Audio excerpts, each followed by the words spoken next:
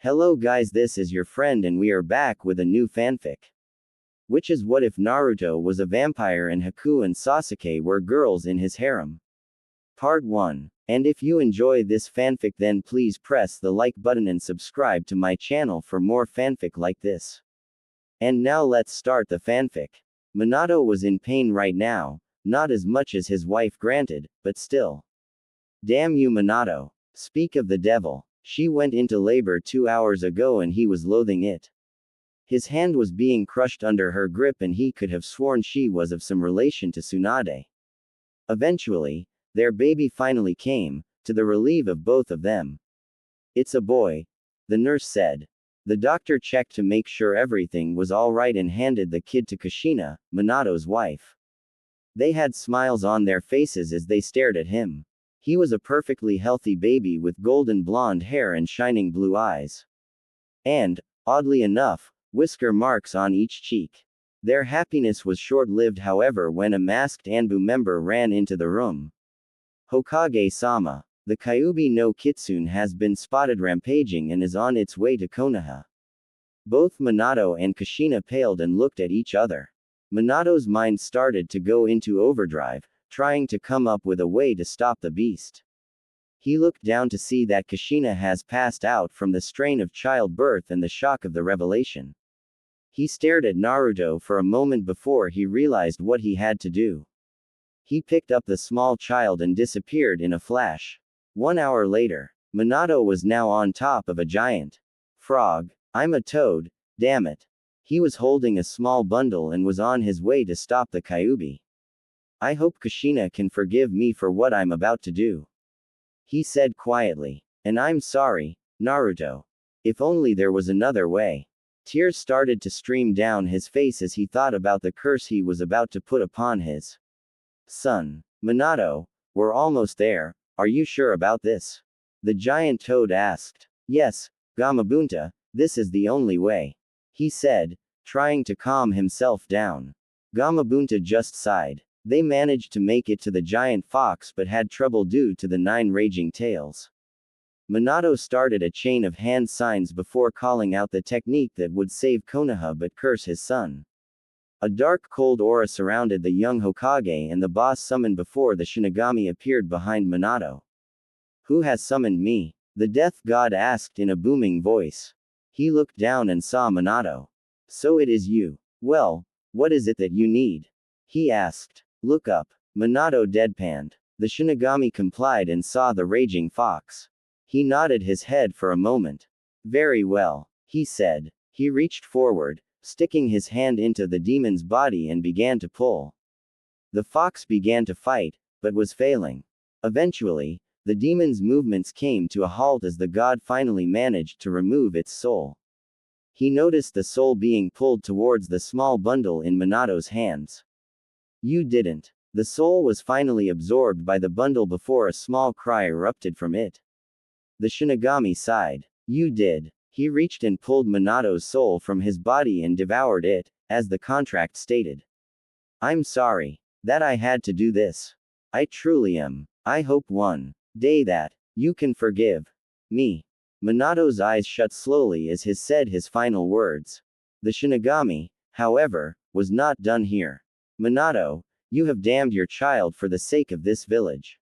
For this, I will leave this kid a present, should he need it. May we all pray he doesn't. The Shinigami touched the small bundle and it was enveloped in a dark light before the crying Sud. NLY stopped. Good luck, young one. The death god said before disappearing. At the hospital, Kushina was finally waking up before she noticed a couple of things. 1. Minato was gone. 2. Naruto was gone. And 3. Sarutobi was in the room. Old man, where's Minato? More importantly, where's my son? She asked, starting to panic. Sarutobi sighed. Kushina, there's no easy way to say this but, Minato sealed the Kyuubi in your son, but, he didn't make it. They both died, he said solemnly. Kushina started to shake fiercely and tears streamed down her face. And no, that can't be, they can't. She started to sob, the pain of losing her family. She couldn't believe it. I'm sorry, Kushina, I really am. He rubbed her back as she cried. Eventually, she stopped, before unhooking herself from the machines and got dressed. Old man, I'm sorry, I just can't stay here. And she left. Sarutobi's sad appearance turned to one of pure evil. There was a poof of smoke and in his place was Danzo. He waved his hand and two root members appeared next to him. The job is done, now, get a body, disguise it as Kushina, and place it here. If Sarutobi thinks that the kid has no parents, he will be more willing to give him to me. He said with a smirk before leaving himself. Time skip. 5 years. The day was October 10th, the anniversary that the mighty Kyuubi no Kitsune attacked the village of Konoha, and the Jinchuriki of said demon was stuck in his apartment. He knew better than to leave due to the beatings he would receive. He only wanted to know why they beat him. He wanted to know if there was someone who cared. Suddenly, while in a trance-like state, Naruto's head snapped up when he heard wood cracking and a heavy banging sound. He knew what was about to happen. He quickly ran towards his closet and locked it. The front door finally gave way and the angry and drunk villagers stormed his house. Where are ya little brat? One of the more sober villagers yelled out. One of the few shinobi in the group managed to hear a soft whimpering and followed the sound to find it coming from the closet.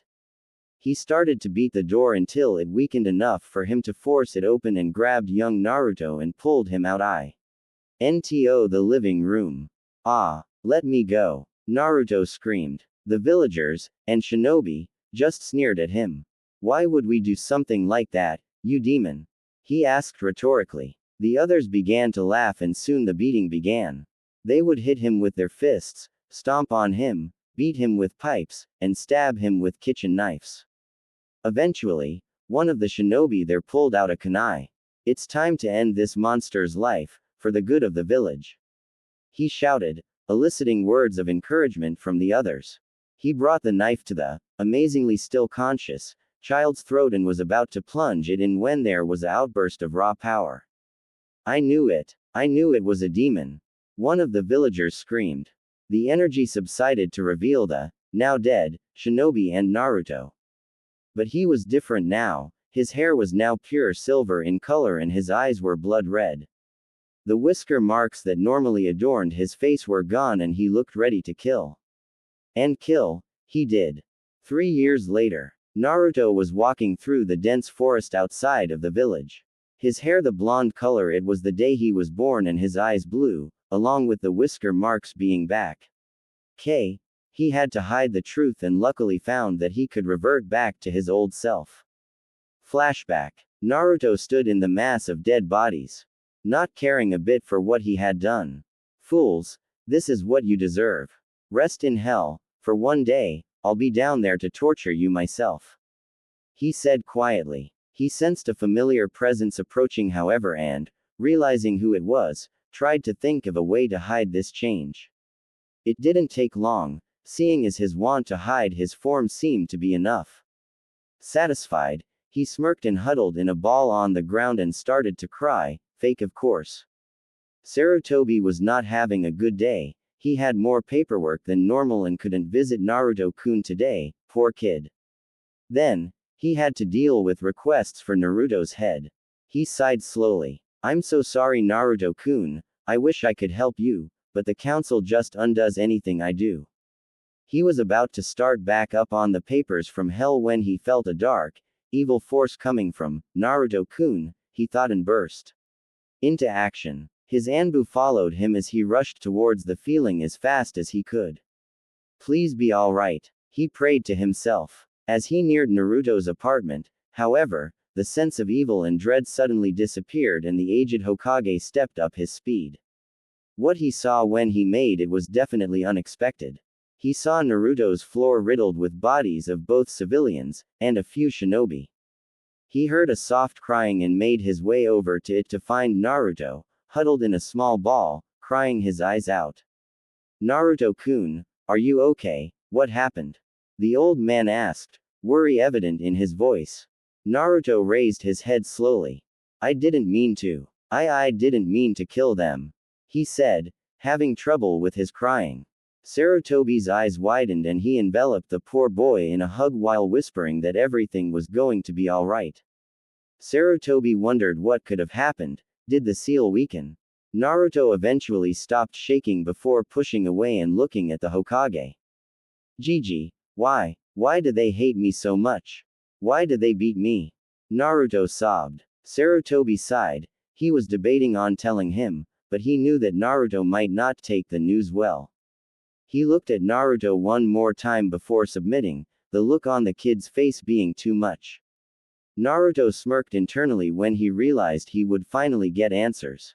Alright, I'll tell you. I just hope you can forgive me afterwards. Naruto, you know how the Kyuubi attacked 5 years ago, right? Naruto nodded. Well, the Yondaime couldn't kill the fox, no one could, so he did something else. He sealed it into a newborn baby, he sealed it into you. Naruto looked down, and tears started to fall from his face once more. I guess I really am the demon they all say I am. He sniffed. Sarutobi enveloped him into another hug. No, Naruto, you're not. You may have the demon sealed in you, but you are not the demon. You are Naruto Uzumaki, and don't you forget that. Sarutobi said, trying to comfort Naruto. After rocking back and forth with Naruto in his arms, the blonde Jinchuriki fell asleep, or at least that is what it appeared like. Sarutobi sighed as he laid the kid on his bed and had the Anbu fix the door. He looked back one more time and saw that during his time comforting Naruto, the Anbu took records of the dead before disposing of the bodies. He felt a roll down his cheek and left. Naruto opened his eyes to find himself in what appeared like a sewer. Alright, best get moving. He started to walk aimlessly, seeing as he didn't know the place. That is until he heard the sound of someone screaming in what sounded like despair. He ran as fast as he could towards the sound and eventually found himself in a room about the size of the Hokage 2. And then some. He looked forward to see a giant cage with a piece of paper on the front that said seal. I finally made it, he said to himself before walking up to the cage. He stared inside to see a red-headed girl about 8 in the corner, with her legs pulled up to her chest and her face blurry. Ed in her hands. Why am I stuck here? Of course, I deserve to be here, I'm just a demon. I caused him so much pain. She cried. Naruto was surprised by this slightly but walked forward. As he neared, he realized a few things. 1. She was wearing absolutely nothing. 2. She had fox ears on top of her head. He walked up to her before putting a hand on her shoulder. Are you alright? He asked. Her head shot up so fast, he felt whiplash. She suddenly tried to get away, keyword being tried. Get away, she screamed as her expression turned to that of fear. Naruto just sighed. I'm not going to hurt you, Kyuubi-san. I just want to talk. Is that alright? Naruto asked. She was still shaking but nodded slowly. He walked up to her once more before he knelt down. Suddenly, he enveloped her in a hug, much like the old man did, and rubbed her back. The comforting act was new to her, however, and the moment he did, she went ramrod straight. She eventually calmed down, however, and buried her face into his chest. I'm sorry. I'm so sorry. It's all my fault. All I do is bring people pain. She silently said. He just continued rubbing her back. No, it's not. It's the villagers' ignorance that is at fault. I'm sure there is a reason you did what you did. You seem too nice to be an evil rampaging demon. Naruto said calmly. She pushed herself away. But I am. Everyone would call me one and throw things at me. And because of me, my family is dead. She cried once more. Naruto shushed her. One is not a demon by what they are, or what they may have done, a demon is determined by the person you are. And you do not seem like a bad person or a demon. You seem like someone I would like to be friends with. He said with a smile. She stared at him for a moment before smiling herself and she glomped him. Thank you. Thank you. She cried over and over again. Finally, there was someone who saw her not as a demon, but as a person. She let go after a moment to see that he passed out and his face was blue. She panicked and suddenly grabbed him and pulled him into another hug, scared that something was wrong. He just flailed his arms around, trying to get her to let go. "See, can't breath," he wheezed out. She let go and apologized. Naruto, after catching his breath, chuckled. "That's some strength there. Now, a few things we have to take care of. First, I think we should see about getting you some clothes." She turned her head slightly, reminding him of a curious fox. "How are we going to do that? I'm stuck here," she said as she lowered her head slightly. Naruto focused for a moment before a lovely red and silver kimono appeared in front of them. There was an elegant fox design running from the bottom, spiraling to the neck. The silver lining and the deep red mixed together perfectly, making it appear as if it was made of a rare cloth made out of cloth and spun by a goddess. It also looked delicate, as if so much as touching it would make it fall into the breeze, never to be seen again. Kyuubi's eyes watered and she pounced Naruto once more. "It's beautiful. Thank you so much," she yelled, the joy in her voice as obvious as day. He chuckled before picking her off of him. She went to it and began to put it on. As soon as she did, she saw the area change from the dark sewer to a beautiful forest, and Kyuubi was no longer stuck behind a cage. She looked over to Naruto to see him panting but with a smile on his face. "And number 2 is to deal with the sewer," he said quietly. "Akane, my name is Akane," she said to him, a big smile on her face. Naruto stared at her for a moment. "That's a wonderful name," he said. Flashback end. He shook the thought out of his mind. He enjoyed his time out of the village, and sneaking out wasn't hard. He would do this every so often, whether it was for a break from the village, or in hunt of blood. Yes, blood. He was a vampire. Granted, that didn't mean the sunlight hurt him, or garlic was a bane. Granted, his advanced sense of smell didn't help much though with garlic. He could eat normal food if he wanted, but every so often, he would leave and search someone with blood that matched his preferences. They didn't die or turn or anything like that, but they would be left in a momentary daze. He had to be careful though, he preferred his blood sweet, with some innocence mixed in. Right now, however, he was just sitting in a tree, resting. That is until he heard a scream. He jumped from his branch and ran in the direction the scream seemed to have come from to encounter a sight that, without his intervention, would end up being like a scene from a slasher movie. In front of him was a rock demon attacking a girl a little older than him, 13 he'd say. It was trying to eat a poor girl, and so Naruto did the only thing he could, he snapped into action. Revealing his true self, he blurred out of view, running at the demon at incredible speeds before kicking the side of the demon's head, sending it flying through 20 or so trees. He stood there, waiting for it come back to attack. He didn't have to wait long as the beast soon lunged out of the wooded area and jumped straight at him. Naruto smirked however, and just as the demon was within reach, he grabbed it by the neck, slammed it into the ground, and started to beat its face in. After a moment, he stopped, seeing as he had left the demon's head as a stain on the grass. He figured he should help the girl. He walked over to her and offered her his hand. "Are you all right, miss?" he asked. She nodded and stood up. "With his help though. Thank you for saving me.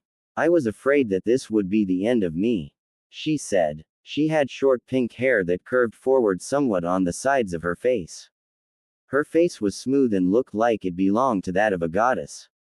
Her body was curved and her outfit accented the fact. Her skin was slightly pale, making her look even more beautiful, and her eyes were a golden yellow. Naruto bowed before he decided to introduce himself. "I am Naruto Uzumaki. Who might you be?" he asked, trying to be as polite as he could. I am a wind elemental," she said as the wind picked up around them somewhat. She suddenly bowed in front of him. "For saving me, elemental law states that you are now my master. How may I serve you, Naruto-sama?" Naruto was taken aback by this. "This isn't needed, I just did what was right. There is no need for you to serve me," He waved his hands in front of him, with an awkward smile on his face. But it is. Elemental law dictates that if someone that is not an elemental saves someone who is, the elemental must be the person's servant. As such, I must follow your every command, no matter what it is. She said strongly. He sighed before conceding defeat. He turned back into his human form before nodding. Fine. Well, I guess I should at least tell you what I am. I am a vampire, he said with a grin. She was now taken aback. A vampire? Wow. You must be very powerful then, she said. Naruto chuckled. By human standards, yes. But in terms of demon standards, I'm still pretty weak, he admitted. Even still, you are my master and may do whatever you wish to do with me, she said. He sighed once more. Well, let's go then. So early in the day and I'm already exhausted. She nodded before following him. When they reached the gates of Konoha, Naruto hid his presence. Alright, the same guards are still on duty, so this won't be hard, he said to himself with a grin on his face. Alright, we're going to have to jump over the wall right there, he said, pointing over to a part of the wall a little farther from the post. Minmi suddenly shrunk down in size before sitting on his shoulder. Naruto nodded before releasing his true form again and started running and, with a burst of speed, disappeared from sight only to appear on the other side. He turned back into his human form and headed home. When they finally made it, Minmi jumped off of his shoulder before returning to normal size. She looked around for a moment and was slightly amazed at the place. It was pretty big, but not too big. It had that feel that made you just want to lay down and forget the stress of the world. So, I'm going to chalk your size changing to you being an elemental, Naruto said, in which Minmi simply nodded. Well, let's get you a room. They walked up a flight of stairs before Naruto opened a door to reveal an empty room. Well, it had a bed, a dresser, a mirror, a bathroom, and a closet. But other than that, it was bare. I guess you can have this room. It is yours to do with as you please, Naruto said before walking down the hallway and entering what she assumed was his room. I'm going to take a small nap. Get comfortable, seeing as you live here now. With that, he disappeared from sight. The next day, Naruto stirred for a moment. Naruto-sama, wake up. He didn't know what he was hearing, but he opted to roll on his side, hoping that whatever it was would stop and let him sleep. Naruto-sama, it's time to get up. You don't want to miss breakfast, now do you? He heard the voice again and at the mention of food, sprang to life. When he looked around, he saw Minmi sitting on the side of his bed giggling somewhat. So, wait, it wasn't a dream. He asked only for her to shake her head. Great. Well, I'm up, so just let me change and I'll be right down. She nodded before disappearing behind the door. He went up to his closet and took out his normal outfit, a black t-shirt with black baggy pants. It was nothing special, but it worked for him. After breakfast, Naruto walked up to Minmi. You don't have any other clothes than what you're wearing, do you? He asked. She shook her head. I knew it. Come on, we're going shopping. He went back up to his room before putting a dark, hooded cloak. When he got back downstairs, he flipped the hood up before nodding. The two were now walking through the streets of Konoha. Naruto didn't shop much, so he was looking, trying to see a place that would work. Eventually, he found just that. It was a small shop, but it seemed to fit the job nicely. The two walked in and took note of the store. There were a variety of outfits, from kimonos, to battle gear, to even swimsuits. All for women, of course. Just look around and grab whatever you like, Naruto said quietly. Minmi nodded before heading off. After a bit of waiting near the register, he finally saw Minmi come back, but he wasn't expecting the outfit she chose. No. Just no, he said adamantly. She was holding a maid outfit, and no normal one at that. It was one of those that tended to be used for bedroom pleasures, as he put it. She cocked her head to the side. Why not, master? I thought you wanted me to pick out whatever caught my eye. she said. Naruto sighed, realizing his mistake. So you want this one? She nodded. Fine, but we're getting a regular outfit too. He took the maid costume from her before suggesting a kimono. There were plenty after all. She eventually came back with a couple of kimonos, each of a different color. That's more like it. Now, let's buy this and get out. He put the maid outfit and the kimonos, as well as some undergarments, on the counter and waited for the clerk. They didn't have to wait long. A woman who appeared to be in her late teens walked up to the counter and smiled at the two. Hi, is this all?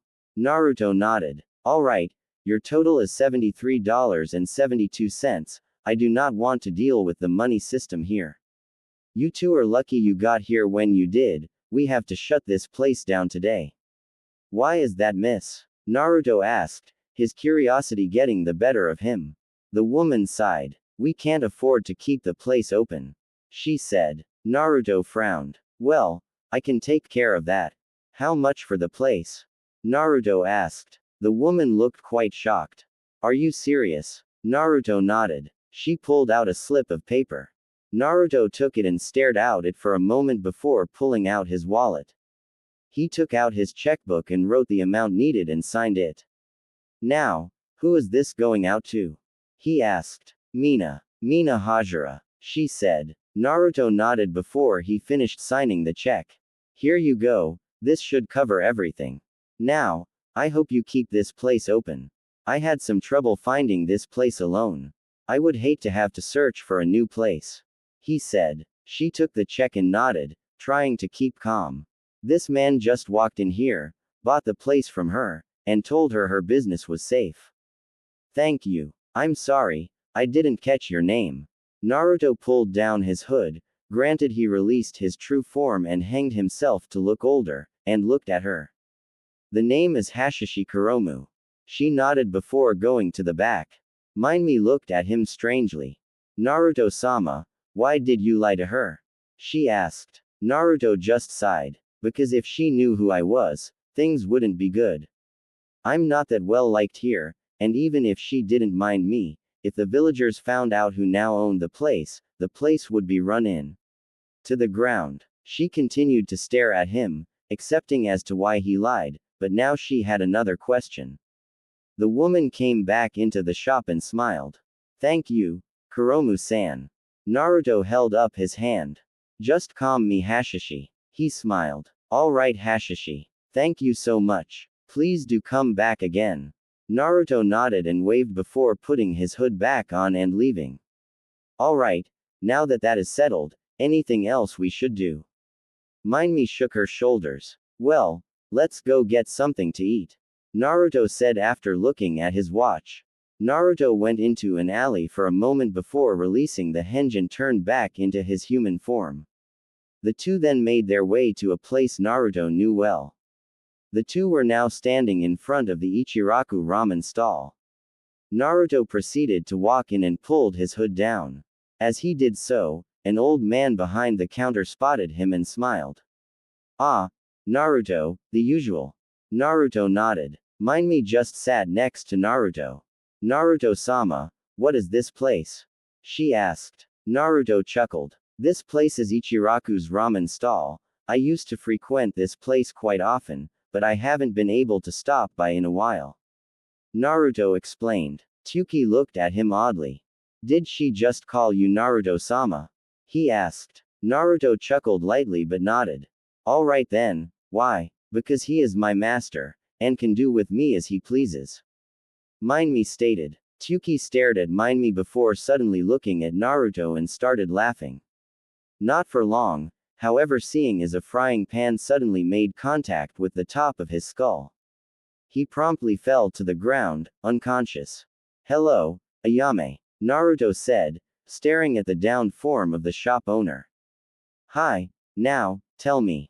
Why is she saying you're her master? She asked sweetly, but you could tell that if he didn't answer correctly, it was going to cost him. Naruto started to panic slightly. It was yesterday, I was sitting in a tree, resting when I heard a scream, so I ran off towards the direction it came from to see her getting attacked. I did the first thing that came to mind and kicked the attacker in the head and sent him off of her.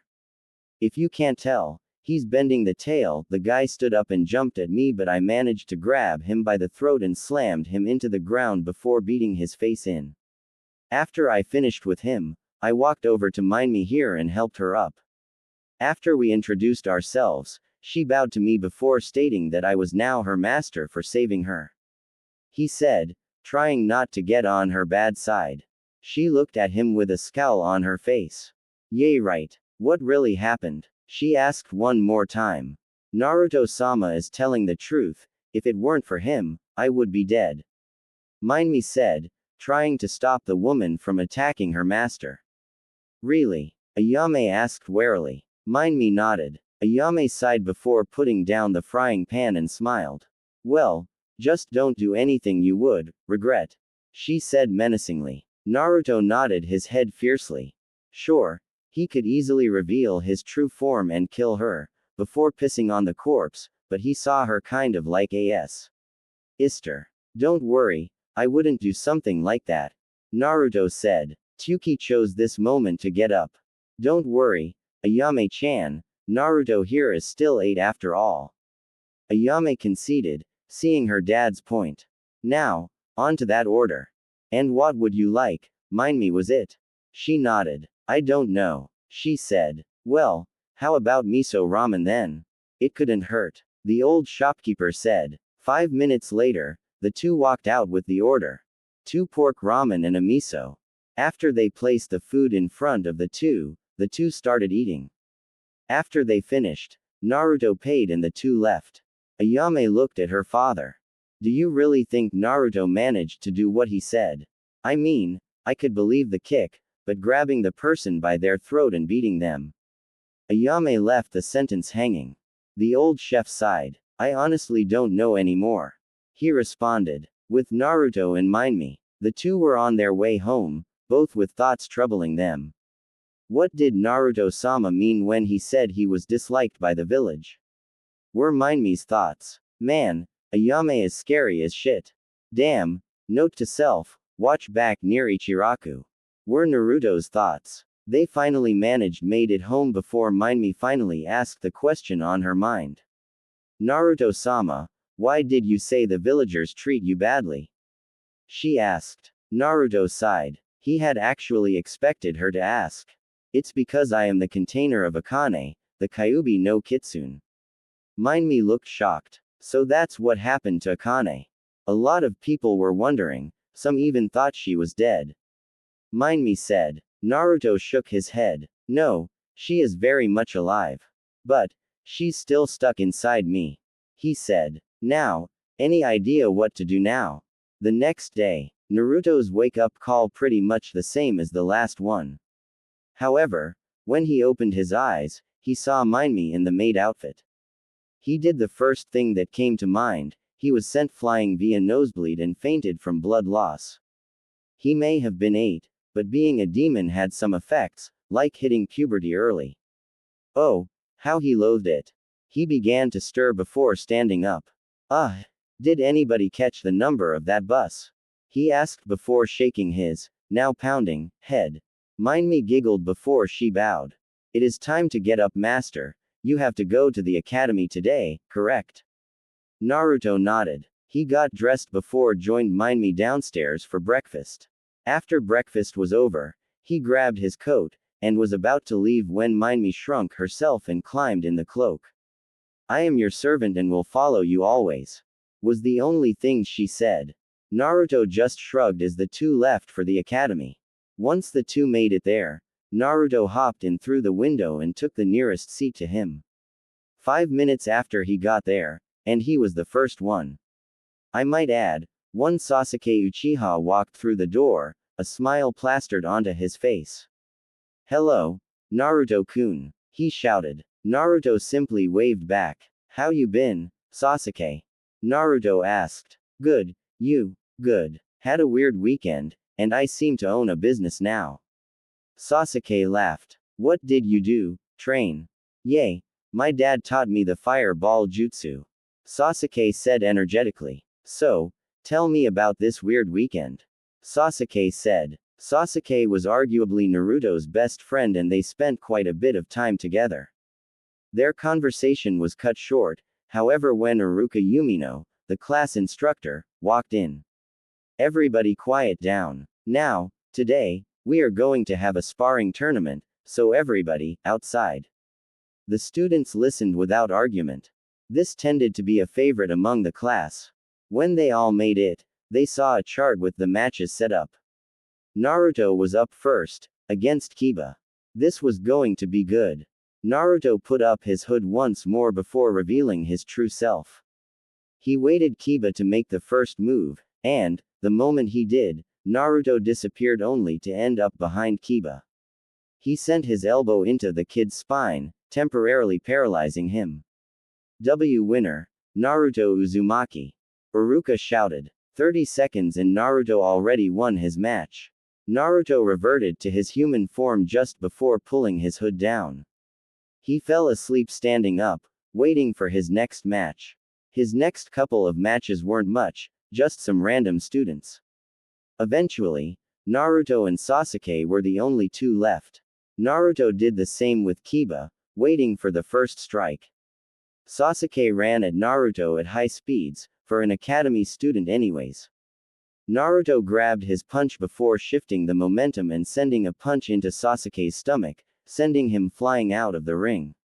Naruto didn't even use his true form, he just got lucky that he managed to send Sasuke out. After the tournament ended, the two met up and found a deserted place to eat lunch. So, plan on telling me about your weekend now?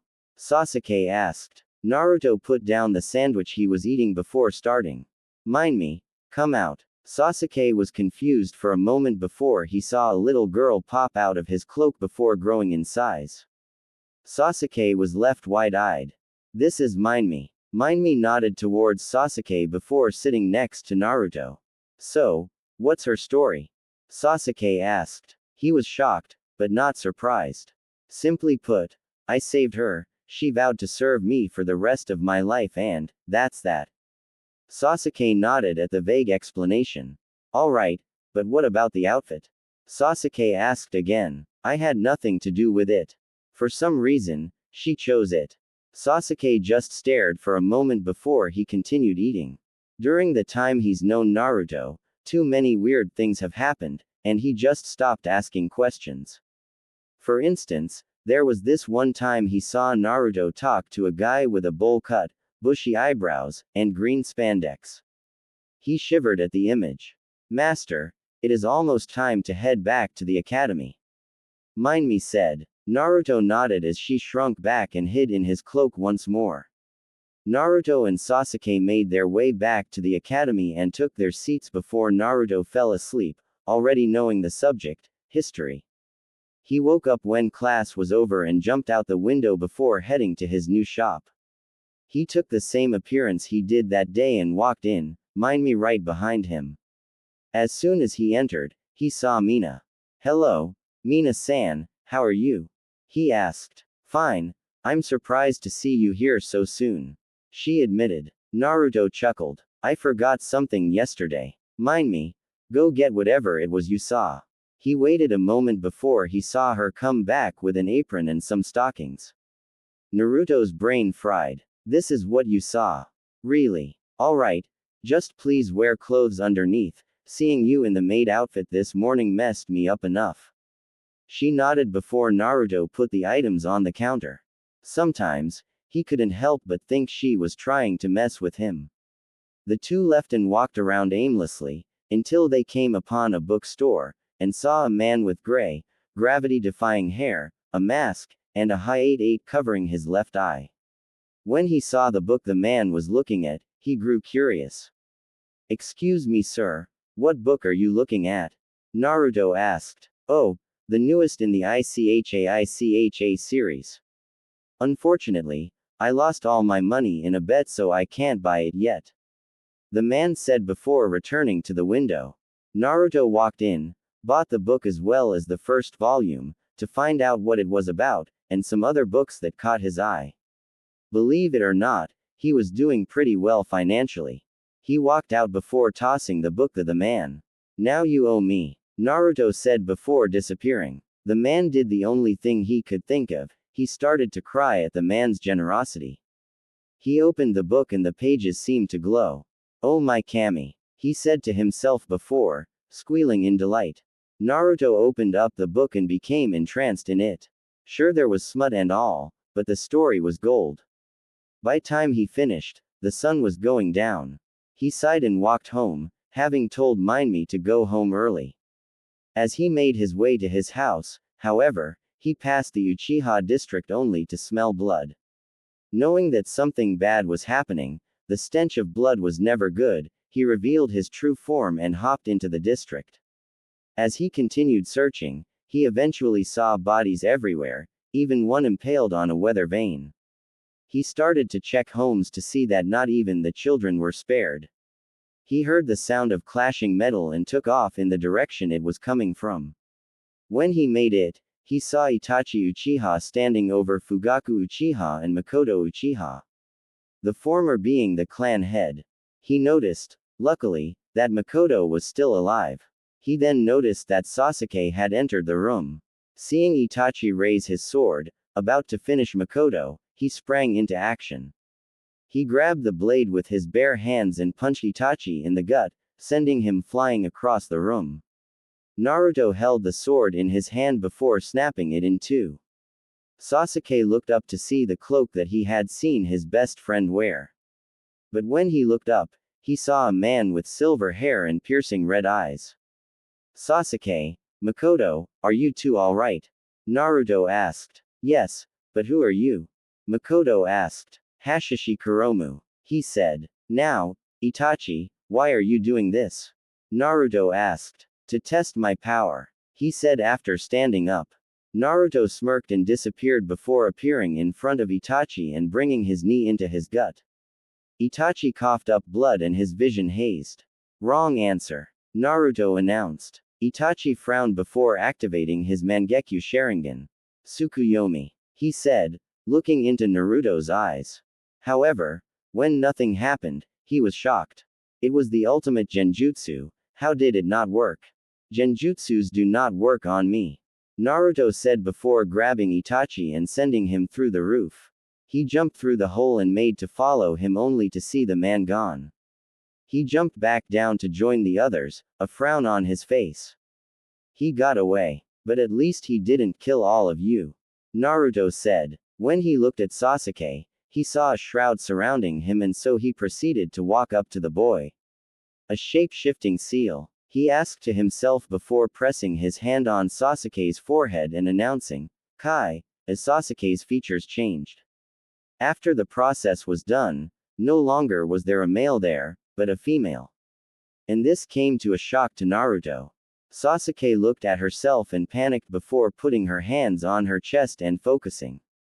She soon turned back into a male. Please don't do that again. And please don't tell anyone, Sasuke pleaded. Naruto nodded, respecting his wishes. Alright, I'm sorry though, I wish I could have stopped some of this. So many dead, he muttered, before disappearing. When he got home, he went into his room and passed it on his bed. 3 days later, Naruto was waking up, this time on his own, and he was hating it. How he wanted to sleep in but, alas, after the Uchiha massacre, the academy has been closed and in finally reopening today. He sighed before getting dressed and heading downstairs. When he made it to the kitchen, there was Minmi cooking breakfast, in nothing but the apron and stockings he bought for her. He was sent flying air blood rocket and hit his head on the fire extinguisher. Minmi heard the ruckus and turned around to see Naruto laying on the ground in a pool of blood.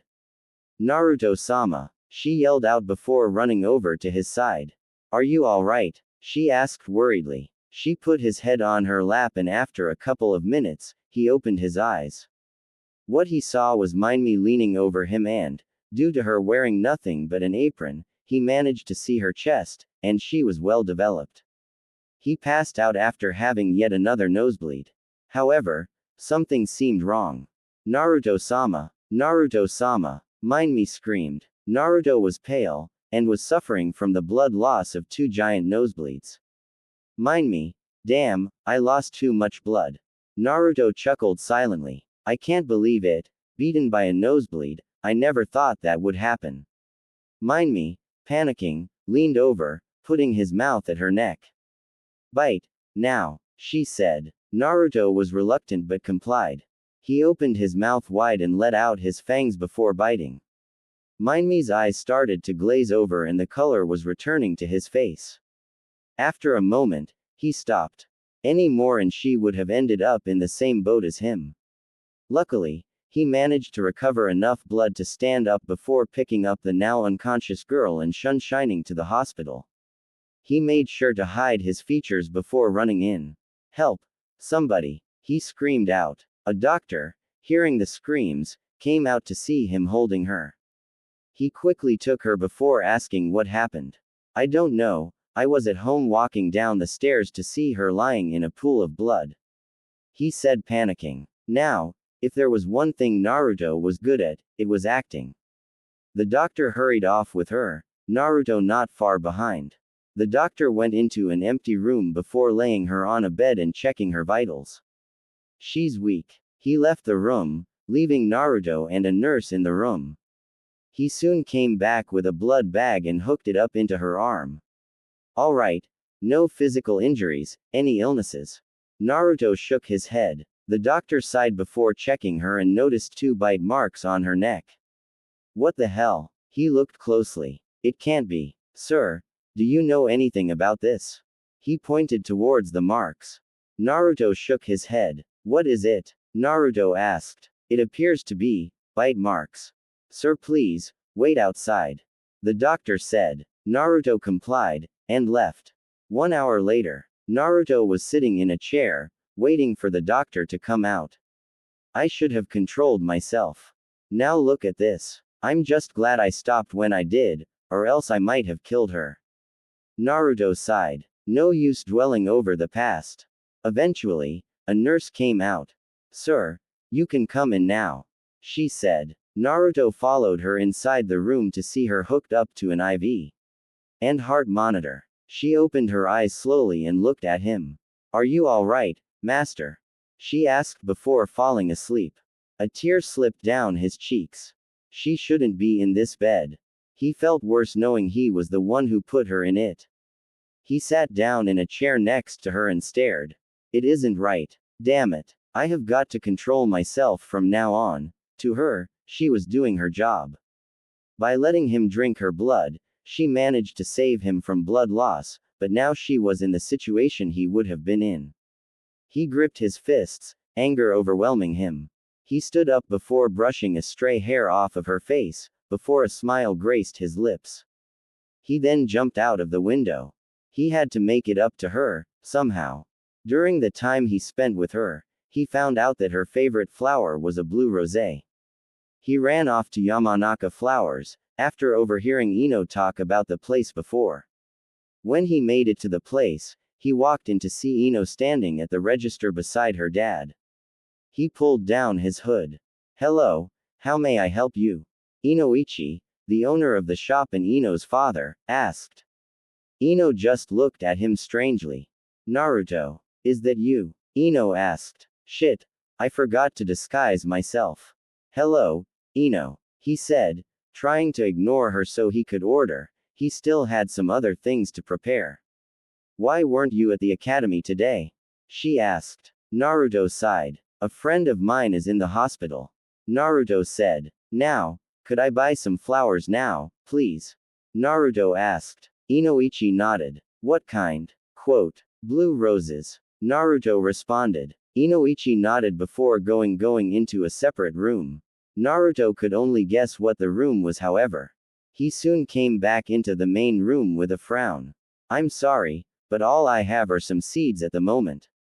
Sorry. Naruto sighed in frustration. Alright, how much? Naruto asked. $5. Naruto pulled out his wallet and placed the money on the counter, took the seeds, and left.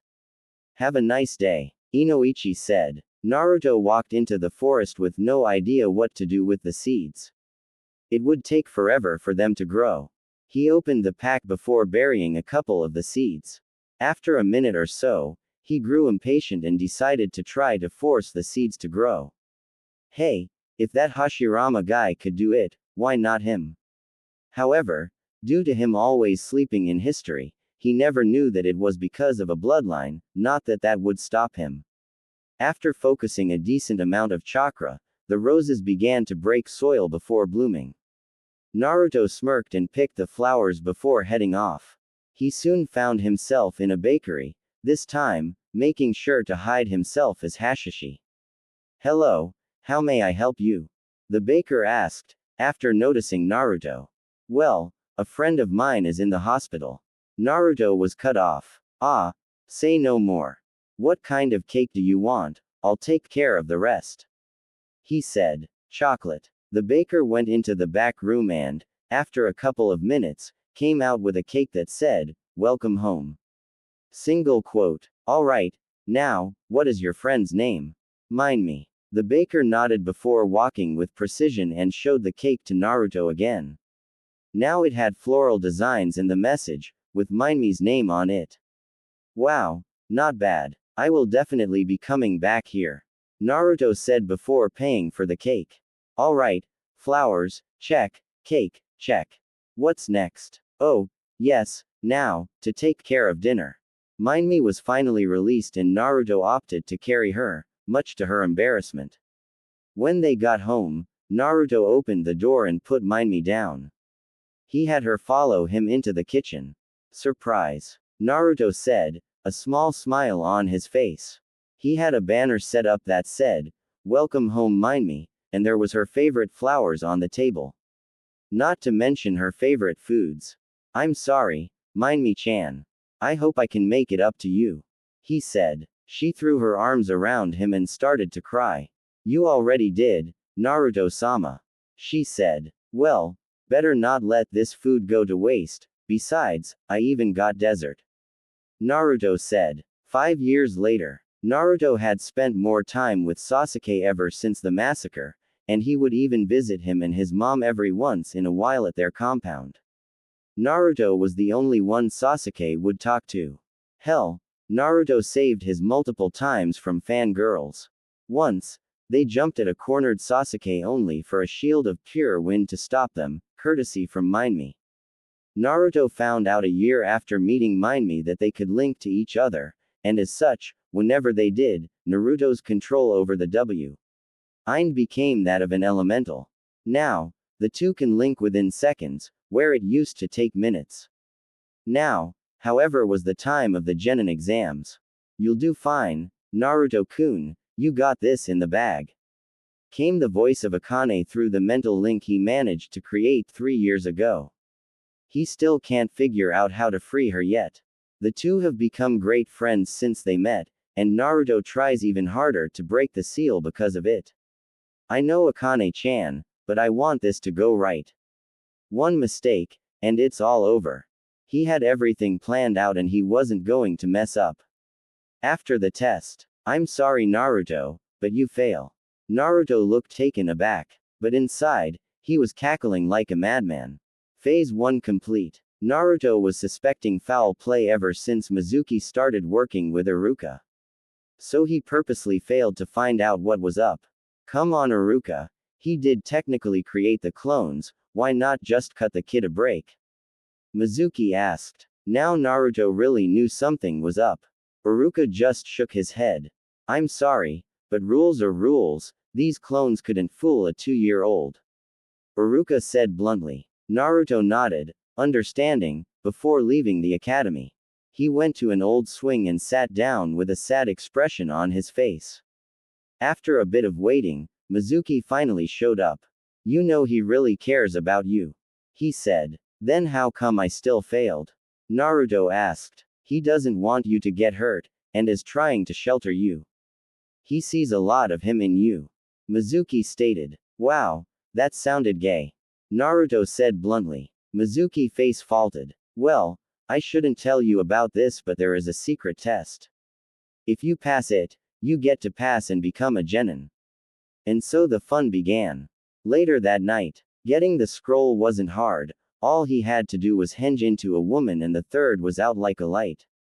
He found the scroll with ease and headed off to the meeting area before opening the scroll. Alright, I might as well learn some techniques from this thing. Naruto opened the scroll and began to read down the list and writing them down as he went. He created a group of Kage Bunshins and had them practice some of the jutsus. With the army of clones training, Naruto just sat back and kept his senses open. Eventually, all his clones dispatched, their jobs done. Just in time as when they dispelled, Iruka jumped into the clearing. Naruto, do you have any idea what you've done? He yelled at the kid. Yay, I'm flushing out a traitor. Naruto said as if it was an everyday thing. Iruka blinked owlishly. Wait, what? Suddenly, a dozen or so shuriken came flying at them. Naruto, however, swatted them away as if it was nothing. There you are, now, time to take you out. Naruto said. Mizuki jumped into sight, 2 Fuma shuriken on his back. Ha ha, like you could defeat me. You don't even know what you are, do you? He said, all remnants of his sanity lost. Oh, I know damn well what I am. I am the Jinchuriki of the Kyuubi no Kitsune. Big whoop, Naruto said dryly. Mizuki glared at him before throwing one of the oversized shuriken at Naruto. Naruto, however, just jumped over it. Is that the best you got? Try this. Mokuden. Ki no Tamashi no Ketsugo. Giant tree roots suddenly sprung out of the ground before tying up Mizuki's arms and legs. Raiden. Raijin no Akari. Suddenly, a giant cylinder of lighting surrounded Mizuki before slowly enveloping him with power 2 times that of a lightning bolt.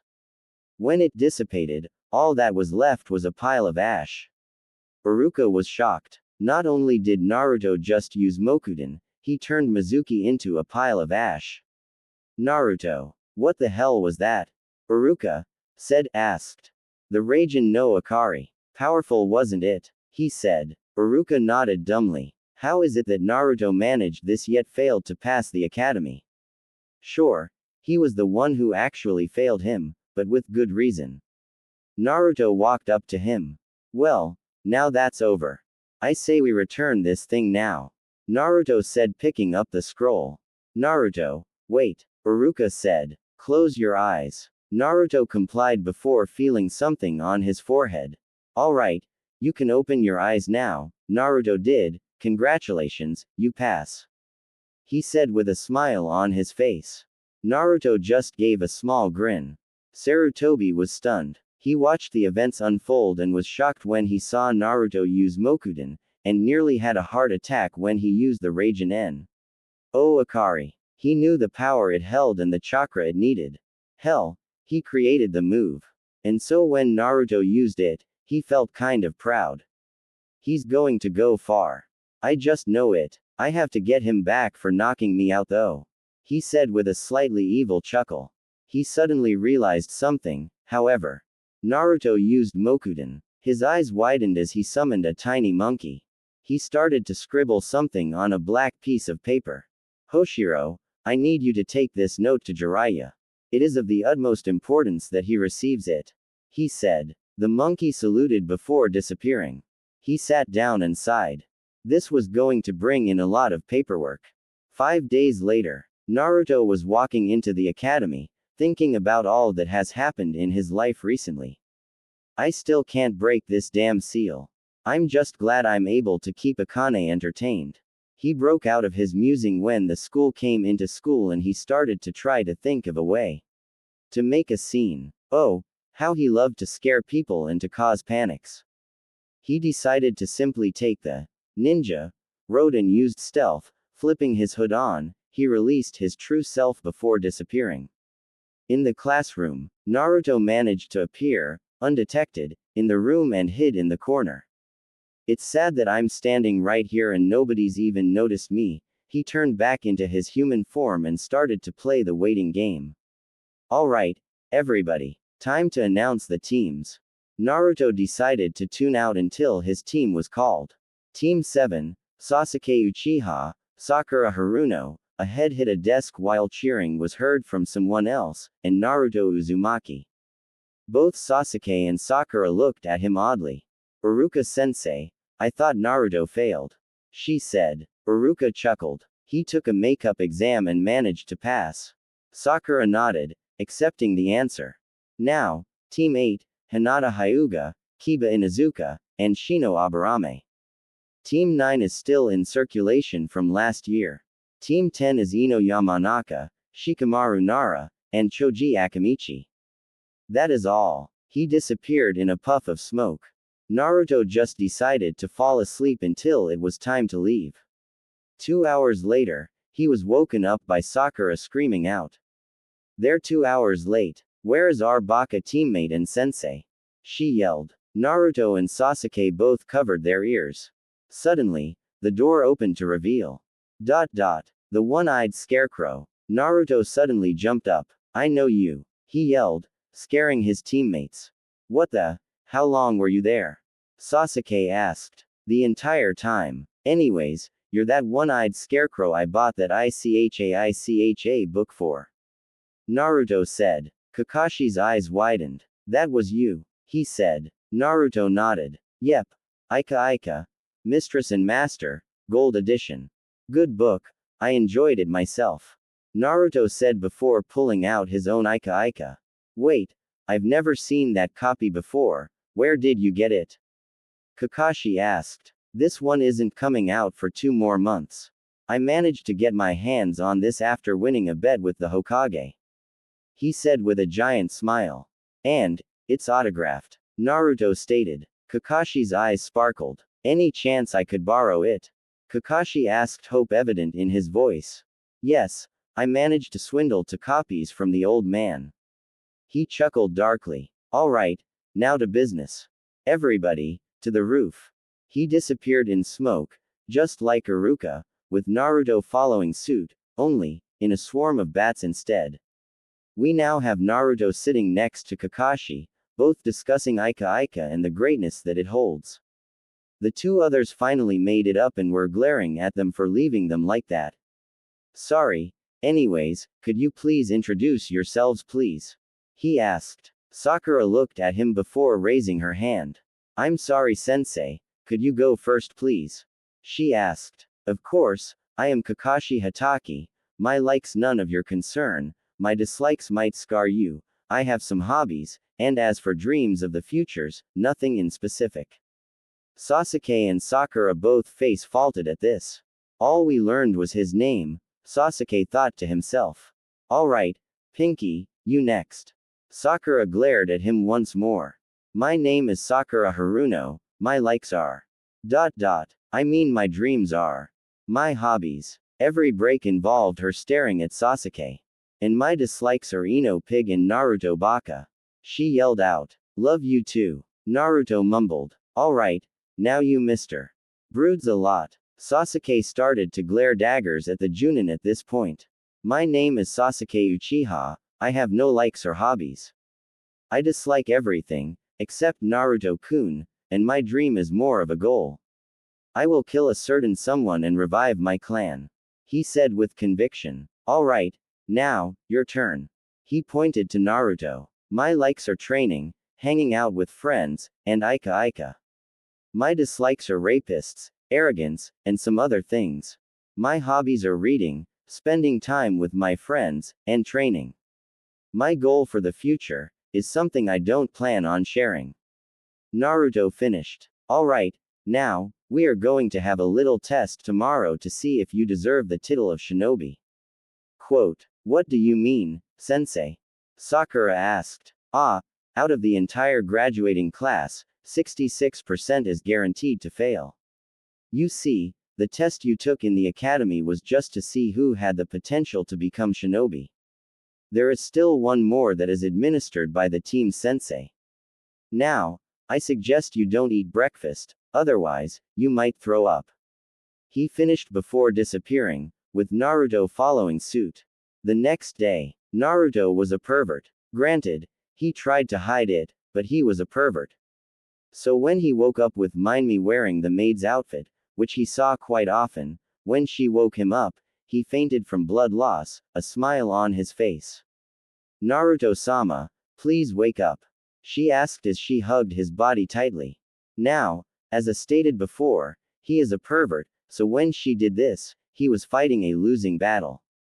Fine, fine. You win. He admitted defeat. She smiled at him before getting off the bed. Well, let's have breakfast, shall we? He nodded and walked down the stairs, after he changed granted. After breakfast, Minmi shrunk and hid in his cloak, as she has been doing for the past couple of years, before he disappeared in a swarm of bats, Ike he did yesterday. He suddenly appeared at Training Ground 7, to see Sasuke and Sakura there looking tired, hungry, and ready to kill. He just opted to sit in a nearby tree and started to read his Ika Ika. 5 minutes later, Kakashi appeared in a puff of smoke. Yo, he said casually. Sakura stood up and pointed at him. You're late, she screeched. The other three there covered their ears at the volume. Sorry, I saw this cat carrying a Hi-8 and decided to follow it only to find out it belonged to a Rouge Nin from the land of ramen. He attacked me with a jutsu that summoned an empty ramen cup that trapped me, so I had to eat through it. After I beat him, I headed here. Everybody, except Naruto, face faulted. Ah, I heard he was nearby. Did you kill him or turn him in? Naruto asked. I tried to turn him in but he fled. Naruto nodded. Shame, I was wanting to meet him. Oh well, he said with a sigh. The other two just looked at them like they were crazy. Kakashi suddenly pulled out a timer from, who knows where, and placed it on a stump. You three have till noon to get these bells from me. He pulled out 2 small bells and tied them to his belt. Those who do not have a bell by time the timer goes off will be tied to a post, refused lunch, and say NT back to the academy. He said. But there are only 2 bells. Sakura said in a matter-of-fact tone. Then I guess one of you is going back then. He said. Go. Sasuke and Sakura disappeared while Naruto just stood in front of Kakashi, who pulled out his Ika Ika. So, any idea when the next is coming out? Kakashi asked. I heard 5 months from now, but who truly knows? Naruto said as he shrugged his shoulders. He suddenly put up his book before starting a chain of hand seals. Mokuten. Shizen no Kaminoikari. Suddenly, roots sprout out before covering all of Kakashi's body, save his head, and 4 pillars of wood popped out of the ground. Tsukisasu. Spikes appeared on the 4 posts he summoned before said posts sped towards Kakashi, ready to impale him. That is until he disappeared in a puff of smoke. Damn. Naruto muttered. Kakashi suddenly appeared behind Naruto, kneeling, before making the tiger seal. Nice jutsu, but you should never let your opponent behind you. Leaf Village Hidden Finger Jutsu. 1000 Years of Death. He stabbed Naruto in the with his fingers. Suddenly, Naruto's expression turned to an evil grin. Boom. Suddenly, Naruto blew up, revealing that it was a clone. Kakashi, not expecting this, barely got out in time. Naruto jumped on front of Kakashi and sent a knee at his gut only for Kakashi to block it. Naruto used his momentum to swing himself so he was behind Kakashi and sent a jab for his spine. Kakashi spun and caught the fist only for Naruto to use his momentum once more to perform a spinning backhand. Kakashi jumped back and looked at Naruto. He was using momentum for every attack. What do you think of my Ikoi no Ken? Took me a few months to work out the kinks. He said before launching at Kakashi once more. Nagale no Geijutsu. Sensei Kogeki. His entire body flew at him with speeds not even he could manage and took a shoulder charge to the gut, sending him flying. Nagale no Geijutsu. Niji Kogeki. Naruto disappeared once more only to appear where Kakashi was about to land and spun on his heel before kicking Kakashi in the chest, once more sending him flying. Naruto yet again disappeared only to appear under Kakashi. Nagale no Geijutsu. Sado Sadaraiku. He sent an uppercut, shifting all momentum into the punch and hit Kakashi in the chest again, and smirked when he felt a couple of his ribs break. Kakashi was sent flying straight into the air as Naruto disappeared one last time only to appear above Kakashi. Nagale no Geijutsu. Saigo no Sudaraiku. Naruto shifted all his weight and momentum into a giant, spinning kick which hit Kakashi dead in the face. They both landed, Kakashi in a heap, and Naruto on one knee. Damn, that hurt like a bitch. Naruto said. MGGGHHHPPP. Kakashi. Naruto limped over to Kakashi's down form and took the bells. Alright, Sasuke, Sakura, you can come out now. Both Sasuke and Sakura were shocked. Naruto just defeated their Junin sensei. Naruto did something unexpected as he threw the two bells at them. Here, you two take them, I can wait another year. Naruto said. Sakura shook her head. I can't accept this, you did all the work. It wouldn't be right. Sasuke shook his head in agreement. Kakashi forced himself out of his crater and started to clap. Congratulations, you all pass. He said with an eye smile. They all looked at him like he was crazy. The true test was teamwork, and while Naruto may have done all the work, you proved yourselves by being willing to give up yourself for your teammates.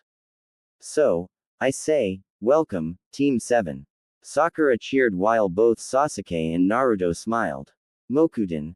Ki no Tamashi no Ketsugo would release. Tree Soul Binding A ranked Kinjutsu summons tree roots to bind an opponent's limbs and sucks off chakra. Raiden.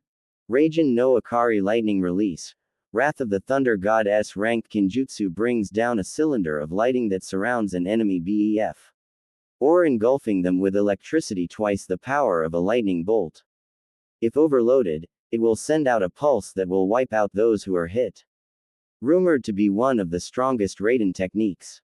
Mokuten. Shizen no Kaminoikari Fury of the Nature Goddess ranked Kinjutsu. The stronger version of the Mokuten, Ki no Tamashi no Ketsugo, envelops the entire body of the opponent except for the head, leeching chakra, and summons 4 pillars from the ground. Tsukisasu Impale used in the Mokuten, Shizen no Kaminoikari, summons spikes upon the pillars which proceed to impale the opponent. Ikioi no Ken Momentum Fist. The user uses both their momentum and their opponent's momentum for fast powerful attacks. Nagale no Geijutsu.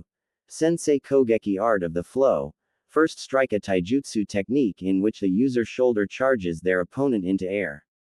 Nagale no Geijutsu. Niji Kogeki Art of the Flow. Second strike. The user shifts their momentum into a spinning horizontal kick at the opponent during they are descent, sending them flying in a new direction. Nagale no Geijutsu. Niji Kogeki Art of the Flow. Third strike. The user moves under the opponent and shifts their momentum into a powerful uppercut. Nagale no Geijutsu. Saigo no Sudaraiku Art of the Flow. Final strike. The user appears above their opponent and shifts all their strength and momentum into a spinning heel kick, sending their opponent straight into the ground. Naruto was on his way home after another chore, mission. He stared down at the ground and sighed. This was not what he signed up for. Then an idea struck him. He smirked almost evilly. He pulled his hood up before disappearing in a red and black pillar of chakra. Hey, Oja-san, I got a request of you. Naruto asked while walking up to the aging Hokage. Sarutobi stared up from his paperwork, which he hated with a passion, and smiled. Of course, what do you need, Naruto-kun? He asked kindly. Team 7 has completed the required amount of missions for AC-ranked mission. I would like for you to at least offer one tomorrow. Sarutobi furrowed his brow. I'm sorry, but I don't any of you are ready just yet. You just graduated a month ago. Naruto frowned at this. But I managed to defeat Kakashi during our genin test, and Sasuke and Sakura both can take on some band. It's, Naruto said, slightly annoyed. Sarutobi sighed. I'm sorry, I just don't want you to go out there and get hurt. Naruto's frown grew bigger. How about a little wager? Naruto said with a sudden smirk plastered on his face. Oh, what kind of wager? He asked. You let me fight with a Junin, of your choice, and if I win, you have to send us out on AC ranked. But, if I lose, I will think about teaching you the secret to defeating paperwork. The moment those words came out of his mouth, Sarutobi appeared on his knees in front of Naruto. You got yourself a deal. Anything to defeat the paperwork from hell. He said. Naruto's smirk grew even wider, causing his fangs to show. Well then, better get ready to pick out a mission, Oji-san. Naruto said, a crazed look now upon his face. He stepped towards the corner of the room and pulled his hood up before disappearing in the column of chakra he arrived in. Sarutobi stood up before shuddering. He waved his hand before one of his private Anbu appeared, kneeling before him. I need you to go get Guy. Tell him that I have a very important solo mission for him. The Anbu nodded before disappearing in a poof of smoke. Sarutobi rubbed his hands together with an evil smirk on his face. Soon he would no longer fear paperwork. Soon, he will rule over it. He started to cackle like a madman. Naruto was hanging on the ceiling and sweat dropped as his grandfather figure seemed to snap. Guy, huh? This is going to be easy. No one will even see it coming. He smirked and disappeared, leaving no trace that he was ever there. 3 hours later. Naruto was walking aimlessly through the streets of Konoha, his hands behind his head as he stared at the sky. He stopped, however, when an Anbu member appeared before him. Without even exchanging words, the two disappeared in a poof of smoke. Naruto looked around to find himself back in the Hokage's office. Wow, 3 hours. And here I thought it would take 5. He said sarcastically. So, who am I going against? He asked. Sarutobi nodded his head to the side. Naruto looked over to the area in which he indicated to see a man wearing a green, skin-tight, spandex suit with a bowl cut and the largest pair of eyebrows he had ever seen, along with a genin flak jacket and his headband being worn as a belt. The man gave Naruto the good guy pose, as light shined off of his teeth. That would be me, Naruto-kun. The man said. Ah, the infamous guy, taijutsu master. Naruto smirked. I hope you provide a good challenge.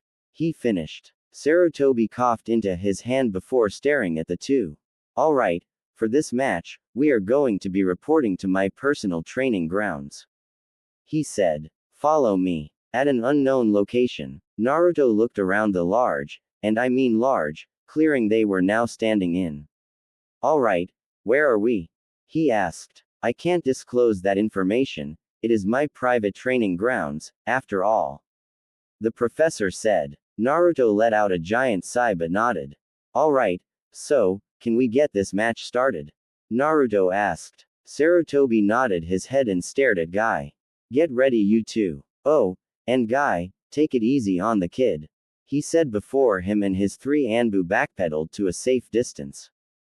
Hajime. He yelled out. Naruto flipped his hood on and disappeared in a black flash. Boo. Guy nearly jumped out of his suit and turned around to see Naruto standing there holding a blue katana. Kansatorakudo no Geijutsu. Chikurato, he said before trying to take Guy's head off with the thing.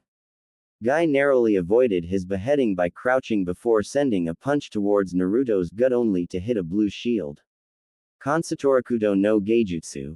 Chikurashirudo, the metal plate dissipated to show Naruto lunging forward with his katana. Guy dodged by bending back, making a perfect 90-degree angle with his body, causing the blade to tear some of the suit and cut into his torso. He dropped to the ground and rolled as Naruto brought the blade down. He stood up before staring at the bleeding wound. "'Tis but a scratch," he yelled out. Naruto's sweat dropped but steeled himself once more and went on the offensive, going through a wide variety of kenjutsu techniques that none of them have even seen. "Chikura no shaku tilde ebu," he yelled out before swinging his blade in a wide, diagonal arc, sending a giant, crescent-shaped, blast of chakra at Guy. The man started a chain of hand seals before holding his hands on his chest. Sishanan no su shiju san no hano, kyukyoku no hogo. A giant white flame erupted from where his hands were holding his chest and completely surrounded him. The chakra blast hit into and tried to force itself through the flames. Eventually, the two techniques exploded, sending Guy flying from the area, unconscious. Sarutobi was utterly shocked. Naruto actually did it. Speaking of which, he looked over to see Naruto holding a bloody stump that used to hold his arm, which was nowhere to be seen, and was panting heavily. Sarutobi's eyes widened and he rushed over to Naruto, who was straightening from his slouched position. As the aged man made it to Naruto, he saw that the bleeding had stopped and that a dark red and black chakra was surrounding the wound, encasing it, before dissipating, showing a new arm in its place. Ace. Sarutobi was flabbergasted. Naruto just regrew his own arm. What the hell did you do? He yelled. Naruto removed his hood and looked at him like he was retarded. What does it look like? I regrew my arm. He deadpanned. I know that, but how did you do it? He asked. That's for me to know and you to find out. Sarutobi took a moment to calm himself. After all, that was too much. Alright, but what was that move you used? He asked after getting his breathing under control. Ah, the Chakura no Shaku tilde Ebu. A kenjutsu technique in which I focus a large amount of chakra in my sword, using my arm as the focus point. As I swing the blade, I release it through the tip in a burst, and send it flying just as the blade ray. Just the arc of its swing. The more chakra I pump into it, the stronger it is, but the more devastating the results, as you saw with my arm. I put enough chakra in it for it to be S-ranked in strength. Naruto finished. Sarutobi was gaping like a fish at this point while one of the Anbu, who had a cat mask, was drooling at the technique. Could you teach me that? She asked, hopefully. Naruto shook his head, causing her to deflate. Naruto walked over to her and patted her on the head. Good girl, he said, causing her eye to twitch, not that any of them could tell with the mask. He pulled his hand back and stared at the Hokage. Well, I guess I earned that C-ranked. He said. Sarutobi hunched over but nodded.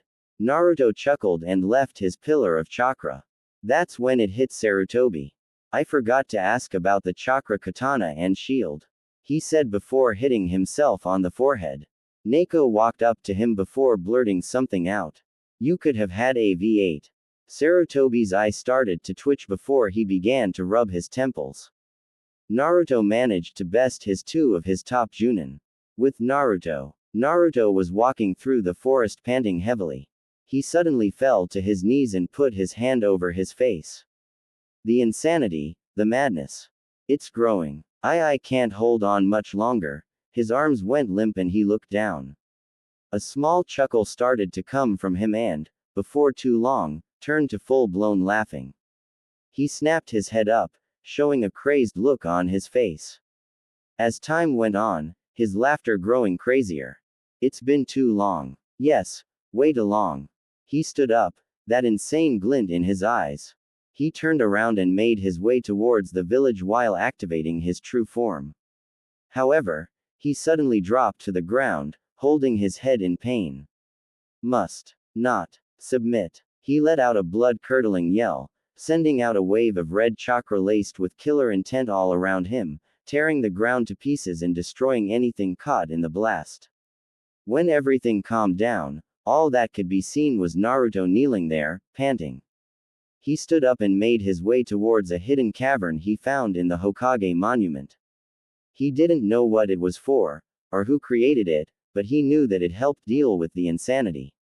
He disappeared in a flash and appeared at the entrance before entering. He couldn't flash into the place for some reason. He sat down on a small futon and tried to calm himself down. It has never been this strong before, he needed to find a way to deal with it. He stood up and made towards one of his past times whenever he had to come here. Explore and see what he could find. He walked down through a small, hidden crawlspace that opened up into a giant hallway. He made his way down, opening his senses in hopes of finding something new. As he was walking down through another corridor, he picked something up. He made his way over to a boulder that seemed to block an entrance to something. He focused as much as he could and found what he was looking for. He walked over to the wall next to the boulder and placed his hand on a symbol of a fang. The boulder suddenly slid into the wall, revealing that it was actually a door.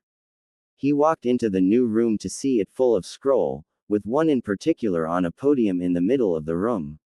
He made his way over to the scroll and checked for traps. Finding none, He picked it up and opened it. He read the contents, and soon his face contorted to one of shock. This scroll detailed vampiric culture and history. He made 50 cage buncheons and had them go read some of the other scrolls. By the time he had finished the large scroll, most of his clones had managed to find something to keep them occupied. Boss, come look at what I found. One of the clones shouted. Naruto stood up and walked over to find the clone holding a scroll titled, The Vampire's Madness. He picked it up and began reading to find, to his shock, that it detailed everything about the insanity, from the symptoms to how to deal with it. The insanity is caused by a vampire overusing their power, causing their mind to go towards the darkness, and causing them to fall into madness. Naruto flinched at this. He then read how the only way to defeat it was to, well, defeat it. The insanity was located somewhere deep in the person's subconscious, and one would have to find it, fight it, and win. And if one were to lose, they would lose control over their body to the insanity. If they won, however, they would become even stronger, being able to control the effects of the insanity to help in battle. However, Naruto could tell he was not ready yet, and if he tried just yet, he would fail. He rolled the scroll back up and placed it back in its place. Another clone ran up to him with a look of excitement on its face. Boss, you got to check this out, follow me. Naruto nodded and followed the clone to eventually find a hidden room. At the end of the room, there was a set of armor behind a cage. He walked up to it and read a plaque under it. Only those of pure can hope to achieve the power hidden well beneath. For you to win, you must lose, for you to gain, you must remove. The key to victory is both heart and mind, body and soul. The power of balance will guide you, and show you the light.